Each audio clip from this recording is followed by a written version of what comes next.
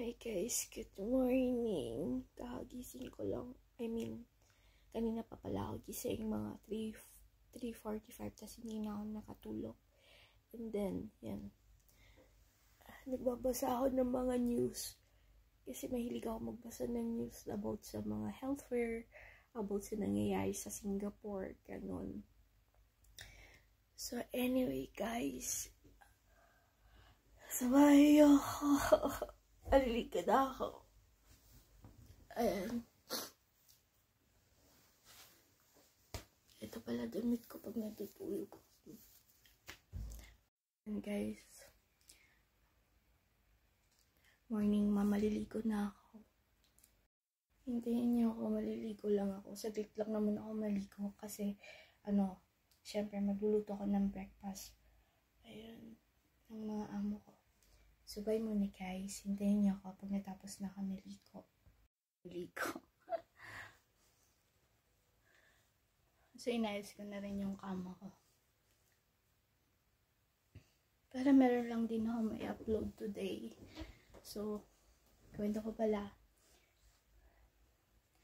Mga second week siguro, pupunta ako na magpapadjust ng brace.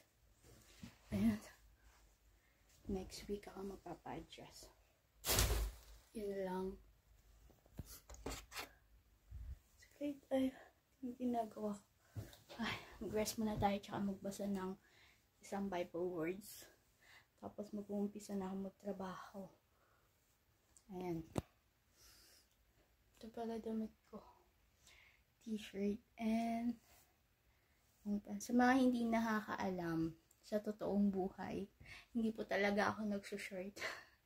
Nagsushort lang ako pag walang taong nakakakita.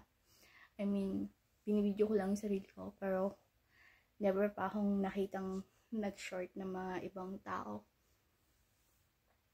Ayun. So anyway guys, ito ka na-end yung vlog ko. And, ayun. Mag-iingat kayo lagi.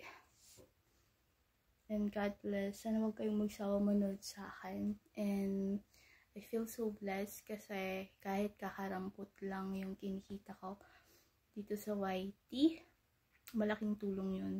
Kasi yung perang nakukuha ko dito sa YT, tinutulong ko sa ibang tao. So anyway guys, okay na muna at marami pa akong gagawin. Wala na akong oras. Gusto ko pa sana magkwento. Kagabi kasi, gusto ko sana mag-vlog kagabi. Kaso, hawak ko yung phone at bigla na lang akong napikit. Yun na. Ang hirap talaga kapag napapagod everyday. So yun lang. Bye-bye and God bless. Sana lagi kayong laging nasa mabuting kalagayan kayo.